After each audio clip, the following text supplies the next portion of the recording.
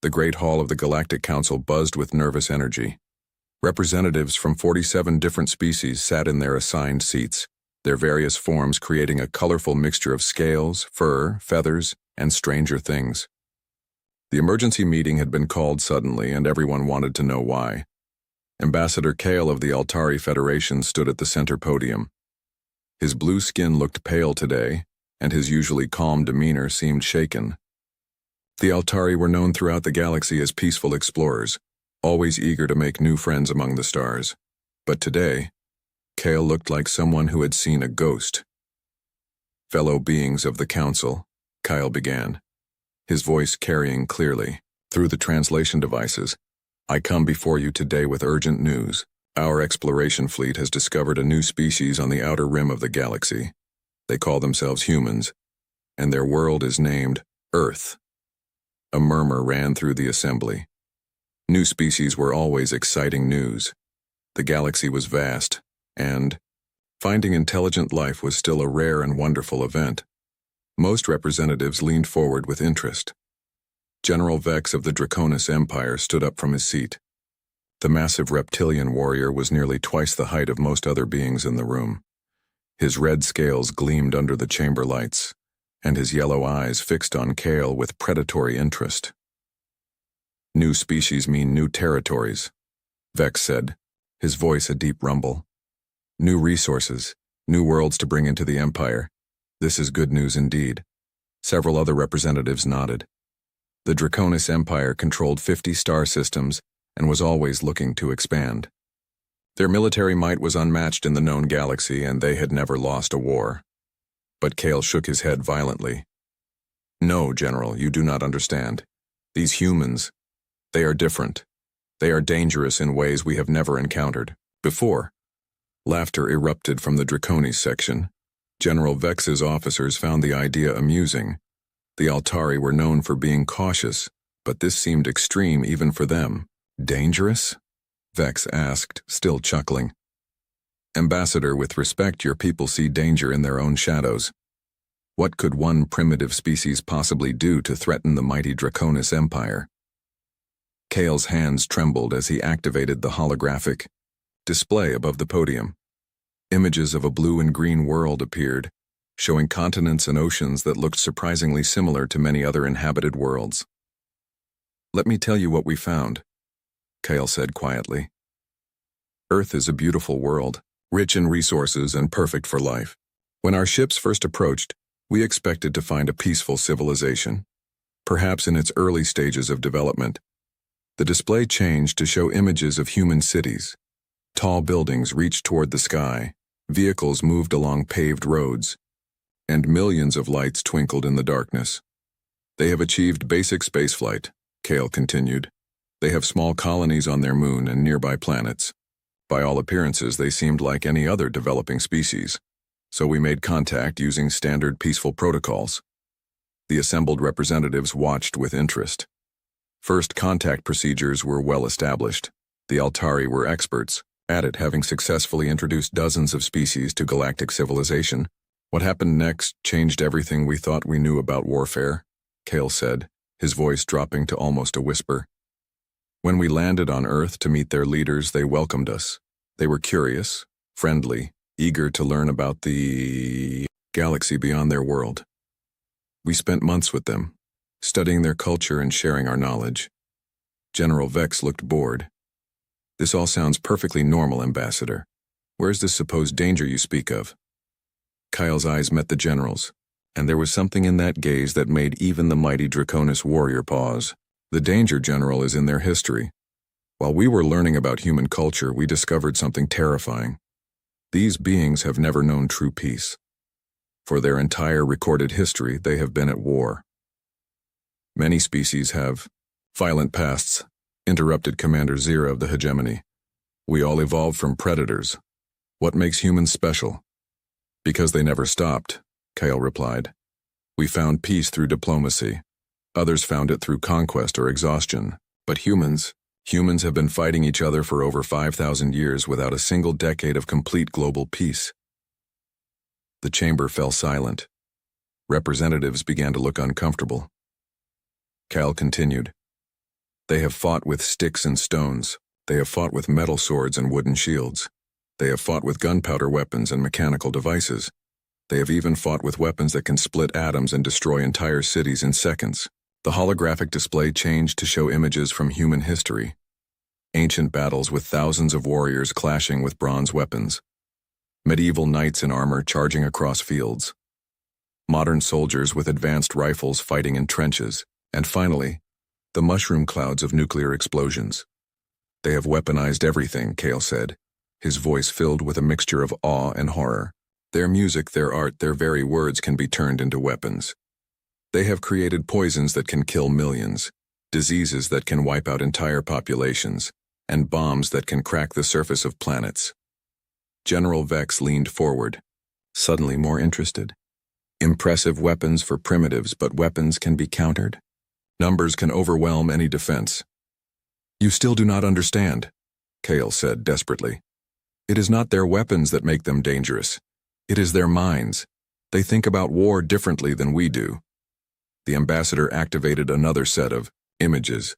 These showed human military academies where young humans studied the art of warfare.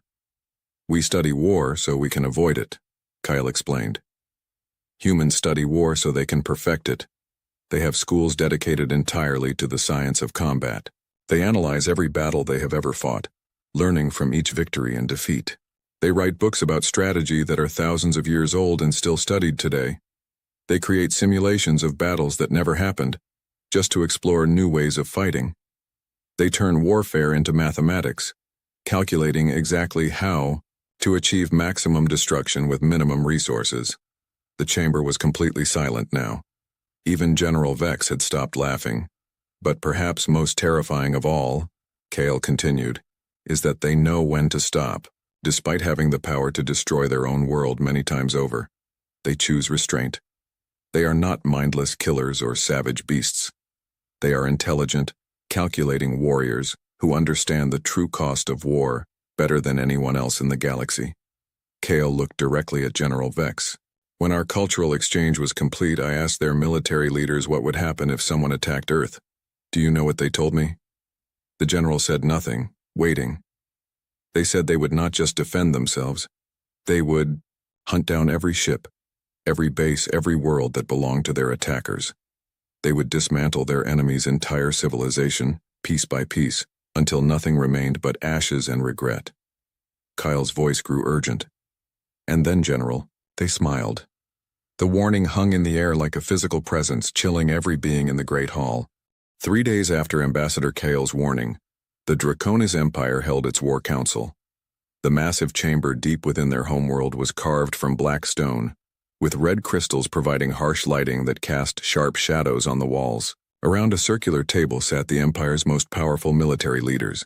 Emperor Thrax dominated the room from his throne-like chair. The ancient ruler was the largest Draconis anyone had ever seen, his dark red scales bearing the scars of 100 battles. His yellow eyes burned with ambition as he studied the holographic star map floating above the table. So, Thrax rumbled, his voice like grinding stone, the Altari fear these humans. They speak of danger and destruction. He laughed, a sound like breaking rocks. The same Altari who surrender at the first sign of conflict. The same weaklings who beg for peace when we take their worlds. General Vex stood at attention beside the table. My Emperor, I witnessed Kale's presentation myself. The ambassador seemed genuinely frightened. Perhaps we should investigate further before taking action. Investigate? Thrax's eyes narrowed dangerously.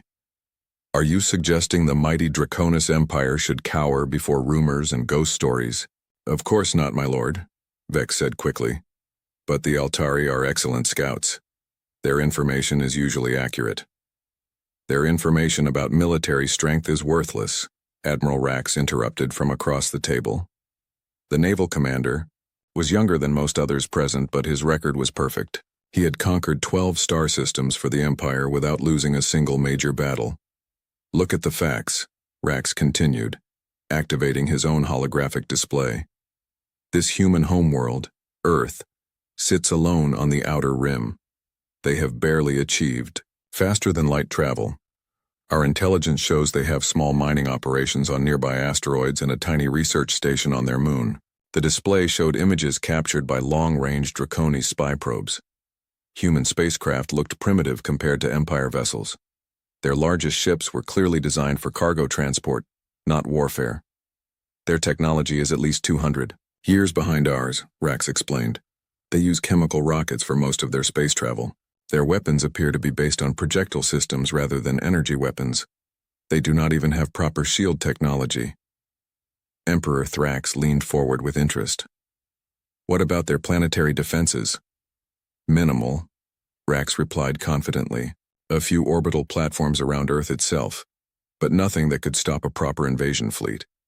Their military appears to be focused on ground-based forces, not space combat. Commander Drex, leader of the Empire's ground forces, snorted with amusement. Ground forces? How primitive. Do they still fight with swords and spears? Projectile weapons mostly, Rax answered. Chemical explosives. Very basic compared to our plasma cannons and energy shields. Their soldiers wear simple armor that would not stop even our weakest weapons. The War Council continued for hours, analyzing every piece of intelligence about humanity. The more they learned, the more confident they became. Humans seemed to be exactly what they appeared, a young species taking its first steps into the galaxy. What about their population? Asked General Zek, the Empire's strategic planner. Approximately 8 billion on their homeworld, Rax responded. Perhaps another million scattered among their small colonies. A decent population for slave labor after conquest. Thrax smiled, showing rows of sharp teeth. And their resources? Abundant, Rax said eagerly. Earth is rich in metals, water, and organic compounds. The system contains several gas giants, perfect for fuel extraction, and the asteroid belt holds enough rare minerals to supply our shipyards for decades. The Emperor stood slowly, his massive form casting shadows across the chamber. Tell me, Admiral, how long would it take to conquer this human system? Rax did not hesitate. With a proper fleet, my lord? 2 weeks, perhaps 3 if they hide, among their asteroids. But they have nowhere to run, no allies to call for help, no technology that can threaten our ships. And what size fleet would you need? 300 ships should be more than sufficient, my Emperor. Capital ships for orbital bombardment, carriers for fighter support, and troop transports for ground occupation. Standard conquest formation. Thrax walked to the star map, studying the location of Earth's system. It was indeed isolated, far from any major trade routes or allied civilizations, the perfect target for expansion. The Altari spoke of human history, General Vex said carefully, their wars and weapons. Primitive conflicts between primitive people, Thrax dismissed. Every species fights before it learns civilization. The strong survive, the weak serve. It is the natural order. But my lord, Vex pressed, Kale seemed to believe their experience makes them dangerous. Thrax turned to face his general, and Vex immediately lowered his eyes in submission. Are you questioning my judgment, General? Never, my Emperor. I merely suggest caution. Caution is for the weak, Thrax declared. The Draconis Empire was built through strength and decisive action. We have conquered 50 star systems. We have defeated species with technology far superior to these humans. We have never lost a war. The Emperor returned to his throne. Decision made. Admiral Rax, you will assemble the conquest fleet. General, Vex, prepare ground forces for occupation duties. Commander Drex, ready the slave processing centers. My lord, Rax said with excitement, shall I inform the Galactic Council of our intentions?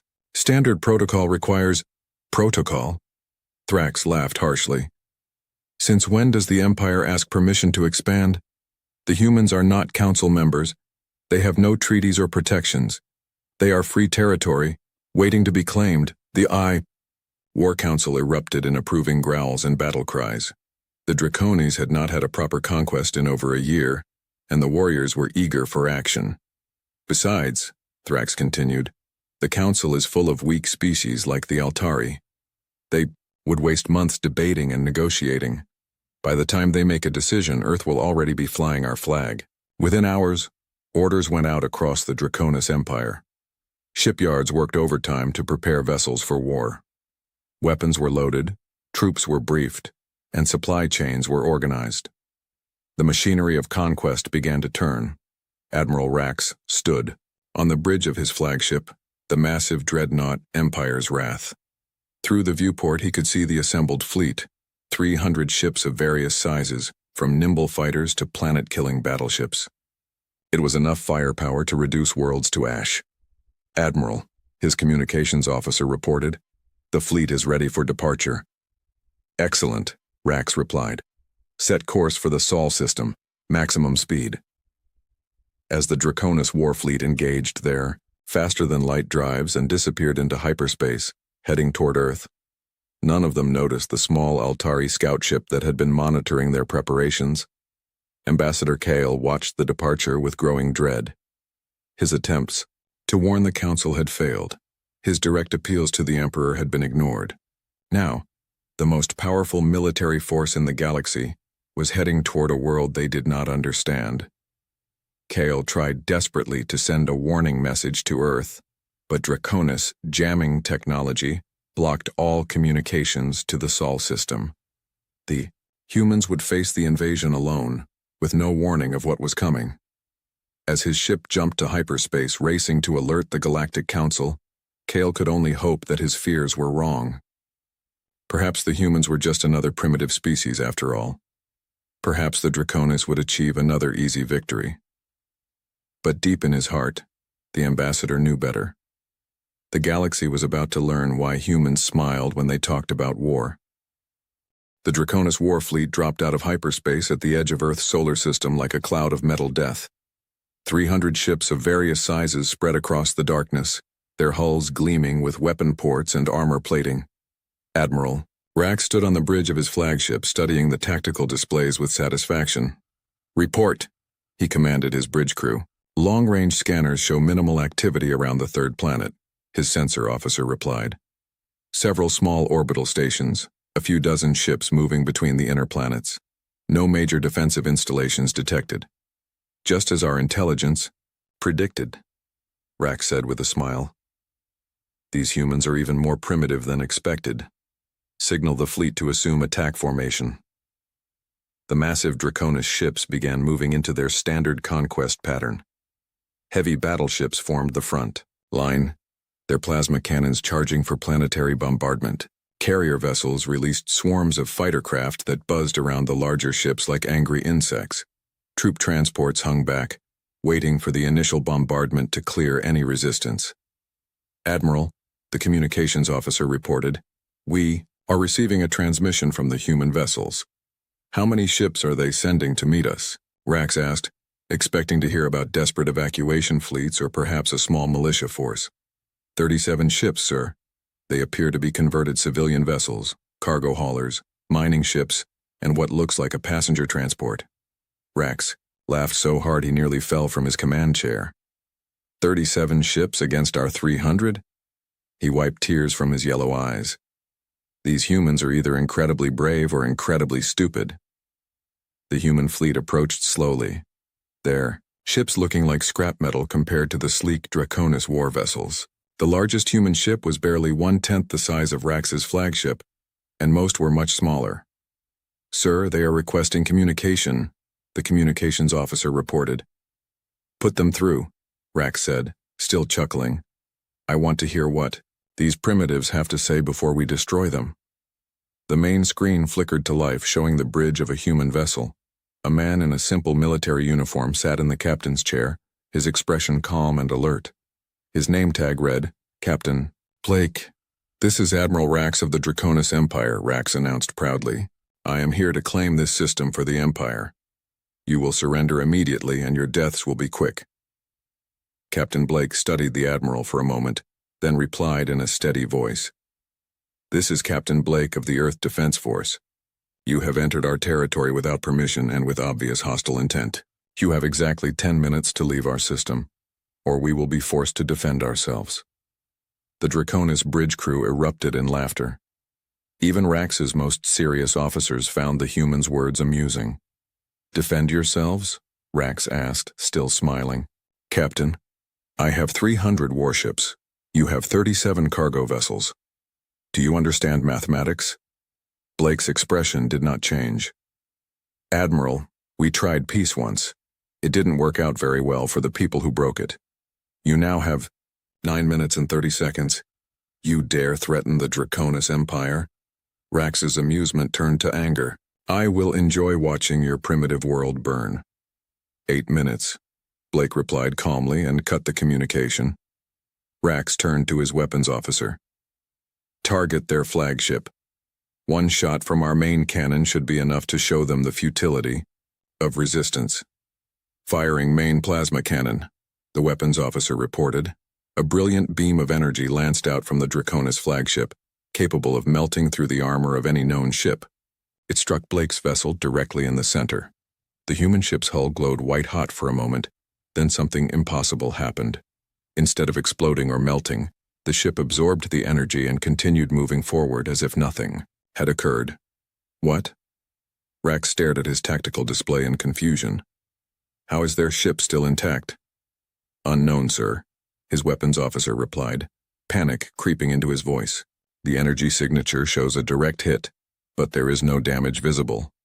Fire again, all forward batteries. Multiple energy beams struck the human fleet, but the results were the same. The ship seemed to shrug off weapons that could destroy cities. Sir, the sensor officer called out urgently, the human ships are accelerating. They are moving into attack formation. Rax watched in disbelief as the small human fleet spread out and began approaching his massive armada. Their movement patterns were unlike anything he had ever seen, seemingly random but somehow perfectly coordinated. All ships open fire, Rax commanded. Destroy them. The Draconis fleet unleashed everything they had. Plasma cannons, energy torpedoes, and particle beams filled space with deadly light, but the human ships danced between the attacks like they knew exactly where each shot would go. Then the humans fired back. What came from their ships were not energy weapons or advanced missiles. They were simple chunks of metal, accelerated to incredible speeds. But when these primitive projectiles hit Draconis vessels, they punched through shields and armor like they were made of paper. Impossible! Rax shouted as he watched 3 of his battleships torn apart by what appeared to be glorified bullets. How are they penetrating our shields? Sir, his science officer replied with terror in his voice. Those projectiles are moving at significant fractions of light speed. At those velocities, mass becomes irrelevant. They are hitting us with the force of small stars. The battle turned into a nightmare for the Draconis. Their superior numbers meant nothing when human ships moved like ghosts appearing where they were least expected. Their advanced weapons were useless against enemies who seemed to predict every attack. Worse still, the humans fought with a coordination that defied explanation. When one human ship was damaged, others would immediately move to protect it. When Draconis ships grouped together for mutual defense, human vessels would appear from impossible angles to strike at weak points. Admiral, his tactical officer screamed, the humans are using their own ships as weapons. Rax looked up to see one of the smaller human vessels accelerating directly toward his flagship. The ship's engines glowed white-hot as it built up speed. Evasive maneuvers, Rax ordered, but it was too late. The human ship struck the Draconis flagship at tremendous velocity, but instead of a simple collision, something far worse happened. The human vessel exploded at the moment of impact, turning itself into a directed nuclear explosion that tore through the flagship's hull like tissue paper. Emergency alarms blared throughout the bridge as atmosphere rushed out through massive hull breaches. Half of Rax's crew were dead or dying and his mighty flagship was crippled. Retreat. Rax gasped through his emergency breathing mask. All ships retreat to hyperspace. The surviving Draconis vessels fled in panic, leaving behind the wreckage of 75 ships, a quarter of their entire fleet destroyed in less than 30 minutes.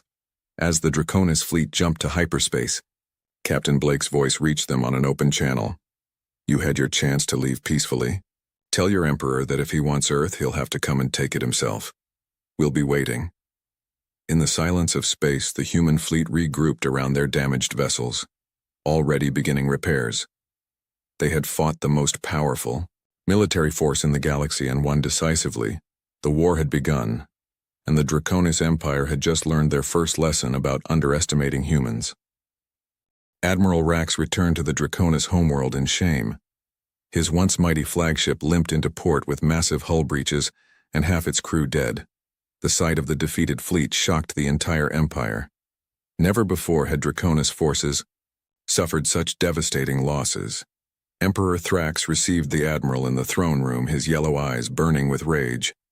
The massive ruler's claws scraped against his stone throne as he listened to the battle report. 75 ships destroyed, Thrax repeated slowly, his voice like grinding metal. A quarter of our invasion fleet, defeated by 37 primitive vessels. My emperor, Rax said, kneeling before the throne, these humans fight unlike any enemy we have faced. Their weapons are crude but effective.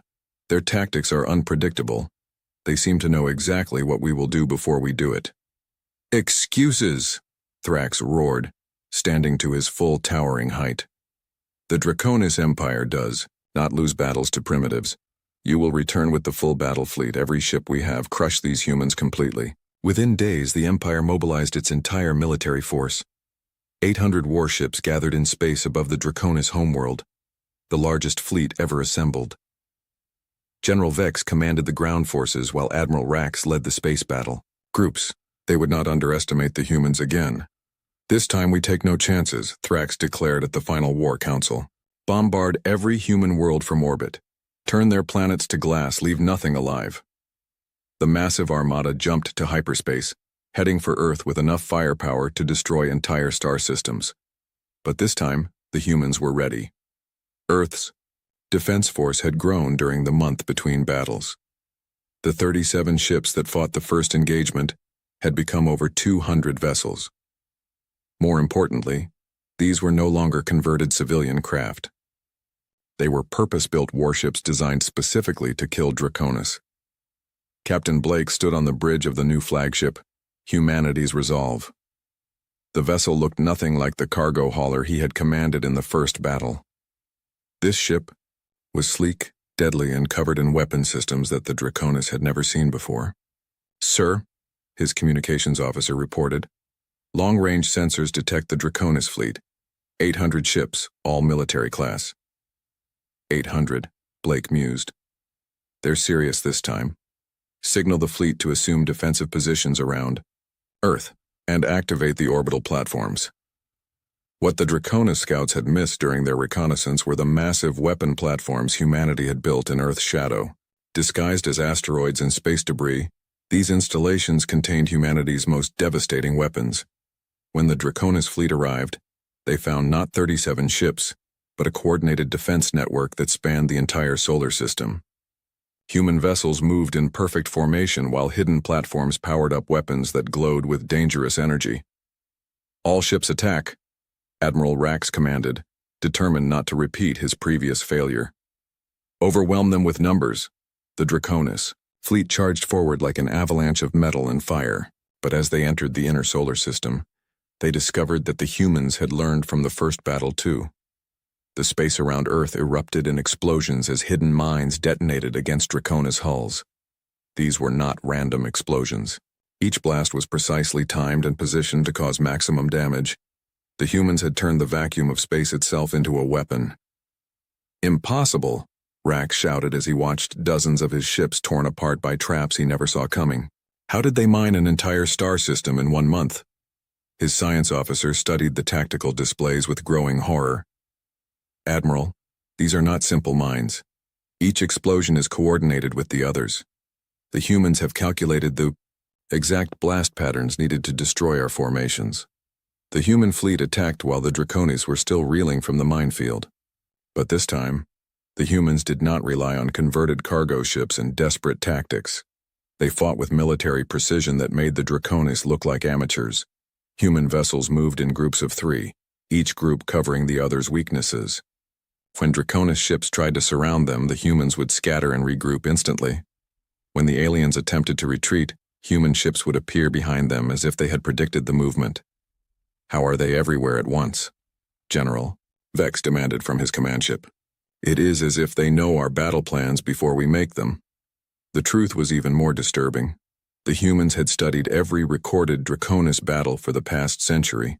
They knew exactly how the Empire fought, what tactics they used, and how they would respond to any situation. The Draconis military doctrine, which had conquered 50 worlds, was completely predictable to human strategists. But the real horror came when Draconis forces tried to land on human colonies. The Empire had planned to use their superior ground forces to capture human worlds, but they found that every human settlement had become a fortress. On Mars, Draconis troops landed to find empty cities that turned into death traps. Every building was booby-trapped, every street was a kill zone, and every human civilian was apparently a trained soldier. The Red Planet became a graveyard for Draconis ground forces. "Sir," Commander Drex reported from the surface, his voice filled with panic, "the humans have disappeared. The entire population has vanished, but they left behind thousands of automated weapons. The cities are killing our troops without any defenders present. On Europa, the Ice Moon's human mining colonies proved even more dangerous. The humans had used their knowledge of the moon's unstable ice sheets to create massive traps. When Draconis forces landed, entire sections of the surface collapsed, swallowing hundreds of troops in freezing water. But most disturbing of all was what happened on the asteroid belt mining stations. The humans did not fight to defend them. Instead, they evacuated completely, leaving behind what appeared to be normal mining equipment. When Draconis forces occupied the stations, they discovered too late that the mining equipment had been converted into weapons. Asteroid processing plants became mass drivers, firing chunks of rock at near-light speed toward Draconis ships. The aliens found themselves under bombardment from their own captured positions. "They have turned everything into a weapon," Rack screamed as another of his battleships was destroyed by what had once been a simple ore processor. "Their mining equipment, their construction tools, even their waste disposal systems are trying to kill us." The war that the Draconis expected to win in days dragged on for months. Every victory came at a terrible cost, and the humans adapted to every tactic faster than seemed possible. Worse still, captured Draconis technology began appearing in human hands, improved and turned against its original creators. "Admiral," his intelligence officer reported during one particularly bad week, "the humans have somehow copied our shield technology and made it better. Their new ships are completely immune to our plasma weapons." "How is that possible?" Rax demanded. "We only lost those ships 3 days ago." "Unknown, sir. But they are also using our own communication frequencies to coordinate their attacks. They appear to understand our technology better than we do." As the Draconis fleet slowly retreated toward the outer solar system, having lost over half their ships, Admiral Rax finally understood what Ambassador Kale had tried to warn them about. The humans were not just defending their home. They were learning, adapting, and evolving their tactics with every battle. The Draconis Empire, which had never lost a war, was being systematically dismantled by an enemy that treated warfare like a science. 6 months after the war began, the remnants of the Draconis fleet limped back toward their home system. Admiral Rax commanded only 150 ships from the original 800 that had attacked Earth. His once proud armada was broken, defeated, and demoralized. But as they dropped out of hyperspace near the Draconis homeworld, Rax discovered something that made his blood freeze. Human ships were already there, waiting for them. "Impossible," Rax whispered, staring at the tactical display. 20 human vessels hung in space between his fleet and the planet, their sleek forms dark against the stars. "How did they get here?" "We destroyed all their hyperspace-capable ships." His science officer's voice trembled with fear. "Sir, these are not the same ships we fought at Earth. The design is completely different. It appears they have reverse-engineered our faster-than-light technology and improved it." On the planet's surface, Emperor Thrax stood in his throne room, watching through the great windows as strange fires burned across his capital city. But these were not random fires of destruction. They were precise, controlled burns that targeted only military installations, communication centers, and weapon factories. "Report," Thrax demanded as General Vex entered the chamber, his armor scorched and his scales blackened with smoke. "My Emperor," Vex said, barely able to stand. The humans arrived 3 days ago, not with a massive invasion fleet, but with small teams that appeared from nowhere. They struck every military base simultaneously, disabled our planetary defense grid, and captured our primary spaceports. How many troops did they land? Thrax asked, his claws digging into his throne. Unknown, my lord, we never saw them coming. Our sensors detected no landing craft, no transport ships. They simply appeared inside our most secure facilities as if they materialized from thin air. The truth was even more impressive than General Vex realized. While the Draconis had been fighting desperately to hold Earth's solar system, human special forces had captured several Draconis ships intact. They had not just copied the alien technology, they had perfected it. Human engineers had improved Draconis cloaking devices, making them completely undetectable. They had enhanced the teleportation technology that Draconis troops used for boarding actions, turning it into a tool for surgical strikes. In 6 months, humanity had taken technology that the Draconis had developed over centuries and made it better. In space above the planet, Admiral Rax faced Captain Blake once again. The human officer appeared on his communication screen, still, calm and professional, despite commanding a force that had somehow reached the heart of the Draconis Empire. Admiral Rax, Blake said politely, I believe we need to discuss terms. Terms? Rax snarled, his defeat making him desperate. I still have 150 ships, you have only 20. Admiral, Blake replied patiently, look at your tactical display more carefully. Rax glanced at his screens and felt his heart stop. The 20 human ships he could see were surrounded by empty space that somehow registered as solid objects on his sensors. Dozens of cloaked vessels hung invisible around his fleet, their weapons already locked onto Draconis targets. We could destroy your remaining ships right now, Blake continued, but that would serve no purpose. The war is over, Admiral. The question is what happens next. On the planet below, Emperor Thrax faced his own impossible situation. Human soldiers had occupied every major city on the Draconis homeworld, but they had done so without killing a single civilian. Military targets were destroyed with surgical precision, but hospitals, schools, and residential areas remained untouched. They could have killed everyone, General Vex reported in amazement. Their weapons are powerful enough to crack our planet's crust. Instead, they disabled our military and left the population unharmed. I do not understand their strategy. Thrax understood perfectly, and it terrified him more than any threat of destruction. The humans were not conquerors seeking to enslave or destroy their enemies. They were demonstrating something far more dangerous, the power to completely control their opponent's fate. The communication system in the throne room activated, and Emperor Thrax found himself face to face with a human general. The man was older than Captain Blake, with gray hair and tired eyes that had seen too much war. Emperor Thrax, the human said, I am General Adams of the Earth Defense Command. We need to talk. You dare address the Emperor of the Draconis Empire as an equal, Thrax roared, his pride making him defiant even in defeat. No, Adams replied calmly. I address you as the former emperor of a former empire. Your military is destroyed, your fleet is captured, and your worlds are under our control, but we are not here to gloat or to rule over you. Thrax leaned forward, confused despite his anger. Then why are you here? To offer you something your empire never offered its enemies, Adams said. A chance to surrender with dignity, a chance to rebuild, a chance to learn from your mistakes. The human general activated a holographic display showing star maps of Draconis space. Red marks indicated worlds that had been captured or controlled, but surprisingly most of the empire's territory remained under alien control. We have taken your military capability, Adams explained, but we have no interest in ruling your people. You will withdraw from all conquered worlds and return them to their original inhabitants. You will dismantle your war machine and focus on peaceful development, and you will accept human observers to ensure you keep these agreements. And if we refuse? Thrax asked, though he already knew the answer. Then we will do what you planned, to do to Earth, Adams replied simply. But I do not think that will be necessary.